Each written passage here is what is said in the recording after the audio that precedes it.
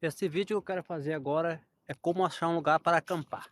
Se você estiver viajando de moto e querer achar um lugar para acampar, vou mostrar como é que procura um lugar para acampar. Eu tinha visto esse aqui, ó. Só que aqui não dá, aqui tem muito lixo. Mas daria para subir com a moto aqui, ó. Vamos ver. Olha, daria para subir com a moto aqui, tô no lado da BR. Mas aqui não dá, nem vou mostrar porque não dá. Vou ver se eu acho mais para frente e eu mostro. Achei um lugar aqui, vamos ver se daria boa para acampar. Não sei se é aqui, ó. Uma entrada, vamos ver. Que dá para entrar com a moto.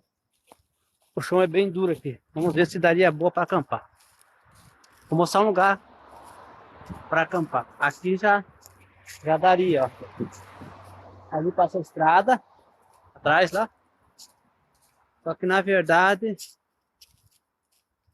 aqui é uma trilha. Teria que ver se dá para entrar para cá. Daria, ó. É um lugar bom para acampar. Aqui já era um lugar que daria para acampar. Não enxerga da estrada, se tu passar na estrada, se alguém passar na estrada não enxerga. E é uma trilha que dá para ver que não passa quase ninguém, porque lá ele só faz a coleta de seiva aqui, ó. Então daria para acampar. Eu quero ver se eu acho mais algum lugar. Aqui já seria um que daria para acampar. Vamos ver se nós achamos mais algum.